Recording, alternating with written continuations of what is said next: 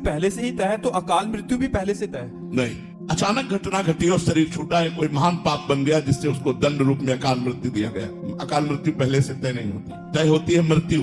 अकाल मृत्यु अधिक महत अपराध बन जाने से, कोई जाने या न जाने कोई महत अपराध बन गया तो उसकी आयु क्षीण हो जाएगी, और आयु क्षीण होकर अकाल मृत्यु का योग बन जाएगा, उसका शरीर छूट जाएगा। पर जी जैसे कोई छोटा बच्चे भी अगर हो जाए तो उनका पूर्व का कोई बड़ा प्रारब्ध है? हाँ हाँ, अरे बच्चा तो शरीर तो मान लो 2 वर्ष का है, लेकिन वो तो बहुत पुराना है ना, आत्मा तो पुरानी है ना, करता तो पुराना है। शरीर बदलने से क्या है, कपड़े बदलने से तुम थोड़ी बदल जाओगे, पहचानने वाला पहचान लेगा। ऐसे ये कपड़े हैं, कपड़े बदलने से काल की नजर में धोखा नहीं दे सकते, काल तो पहचानता ही वही है जो ये कर्म किया था, उसी कर्म के अनुसार उसको दंड मिलेगा। चाहे गर्भस्थ शिशु हो, चाहे जन्म लेने वाला हो, चाहे जन्म ले चुका हो, चाहे 2 वर्ष का हो, चाहे 20 वर्ष का हो, काल की नजर में कोई बचता नहीं है, उसे अवश्य भोगना पड़ता है। क्या एक मासूम बच्चे की मौत उसके पिछले जन्म का दंड है?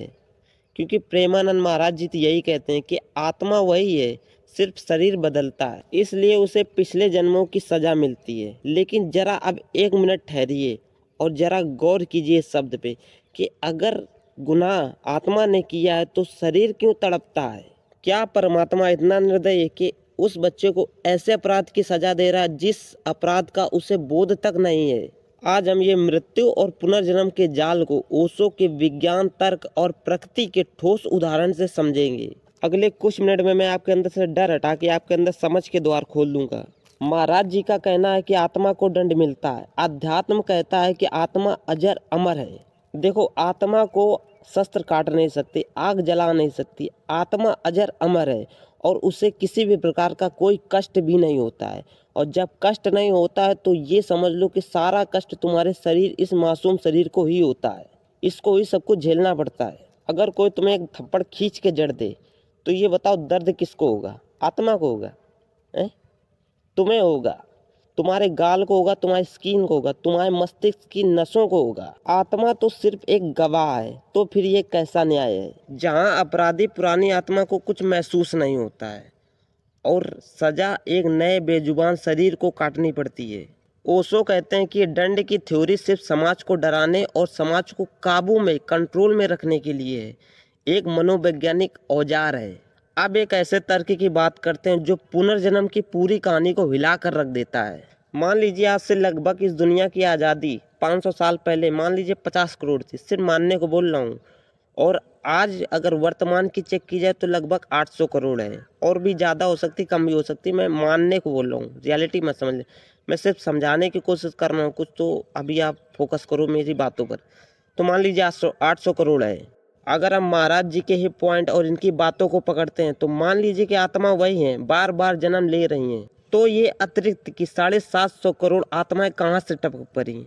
मान लीजिए कि वर्तमान में, मान लीजिए कि 500 साल पहले 50 करोड़ आत्माएं थीं या 100 करोड़ आत्माएं थीं, ठीक मान लीजिए, और इतनी तो थी नहीं जितनी की अभी आबादी है, उतनी तो थी नहीं, क्योंकि धीरे धीरे यही आबादी बढ़ी है। तो मान लीजिए 50 करोड़ थी, अब 50 करोड़ और 5 साल अब वर्तमान में आ गए तो ये हो गए 800 करोड़ दुनिया की बोले, तो ये 750 करोड़ आत्माएं कहाँ से आई? क्या ऊपर कोई फैक्ट्री है जो इतनी आत्माएं बना रहा है? अगर आत्माएं फिक्स हैं और वही लौट के आ रहे हैं, उनको ही दंड मिलता है, उनके ही कर्मों की सजा मिलती है, तो आत्माएं फिक्स होनी चाहिए। और आत्माएं अगर फिक्स होती हैं तो आबादी भी फिक्स हो जाएगी, क्योंकि शरीर में तो आत्मा ही है। एक्स्ट्रा आत्मा कौन बना रहा है? इंसान तो बना नहीं सकता, क्योंकि भगवान करता है तुम्हारे अकॉर्डिंग सब कुछ भगवान करता है, लेकिन मेरे अकॉर्डिंग कुछ नहीं करता है। तो ये आत्माएं फिक्स होनी चाहिए और बैलेंस भी फिक्स होना चाहिए। 150 करोड़ थी, 85 करोड़ आत्माएं इस धरती पे होनी चाहिए थी, लेकिन आज तो 800 करोड़ हो गई हैं। कहाँ से भाई आ रही हैं? थोड़ा दिमाग का यूज किया करो।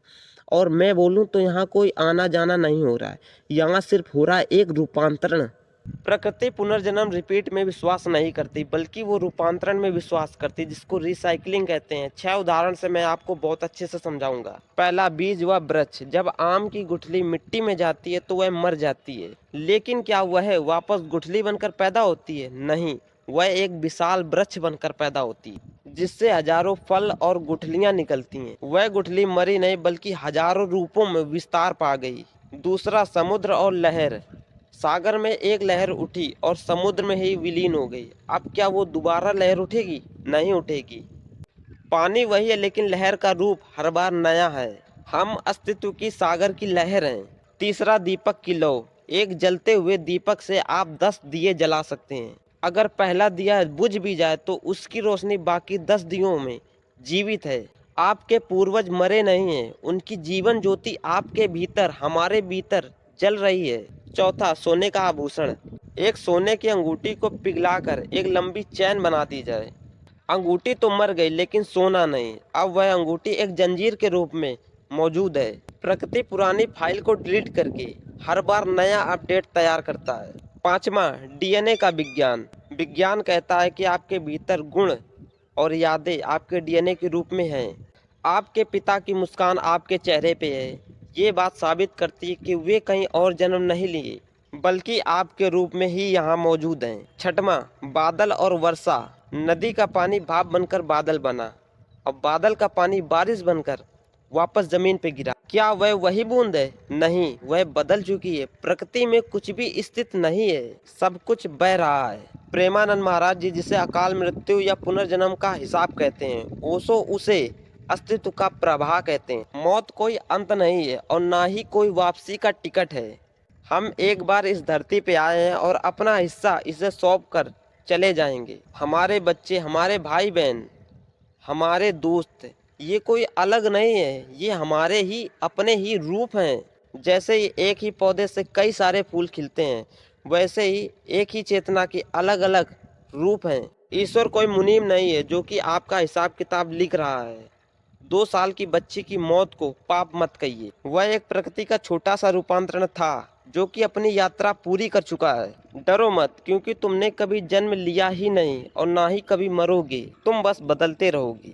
और ये तार्किक नज़रिया कैसा लगा आपको, मुझे कमेंट में ज़रूर बताना और वीडियो को और लोगों के पास शेयर कर देना ताकि लोग अंधविश्वास के इस डर से बाहर आ सकें। देखो, एक खास बात, लोग समझेंगे कि मैं प्रेमानंद महाराज जी का विरोध कर रहा हूँ या उनको समझा रहा हूँ या उनको गाइड कर रहा हूँ।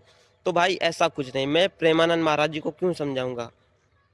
उनकी अलग सोच है, मेरी अलग सोच है, और वो अलग सोचते हैं, मैं अलग सोचता हूँ। मैं तुम्हें वैज्ञानिक तर्कों से समझा रहा हूँ। इसके कई सारे एविडेंस हैं जो कि तुम विज्ञान की थ्योरी में जब जाओगे तो तुम्हें एक नहीं हजारों एविडेंस मिल जाएंगे इस बात पर। और तभी मैंने तुमको प्राकृतिक उदाहरण दिए ताकि तुम अच्छे से समझ पाओ, और इनको डे बाय डे तुम्हारे सामने जब आते रहेंगे तो तुम्हें ये क्लियर कट समझ में आ जाएगी कि हाँ, इस बात में, मेरी बात में सच्चाई है कि नहीं। मेरी बात और गुरु जी की बात को एक तराजू में रख के तौलो और देखो कि किस में भार ज़्यादा है। तो मैं यही कहता कि जागो, अक्लमंद बनो। बाकी आपको जो अच्छा लगता है वो करो, आप शौक से करो। मैं किसी के बीच में कोई इंटरफेयर नहीं करता हूँ। बाकी मैं सोचता हूँ कि सब लोग जाग जाएं, अक्लमंद बने, बेवकूफ़ ना बने, हर बात में बेवकूफ़ ना बने। बस यही है, ना कि किसी को गलत साबित करना। ये मेरा कभी मकसद था ही नहीं, ना ही कभी मैं करता हूँ।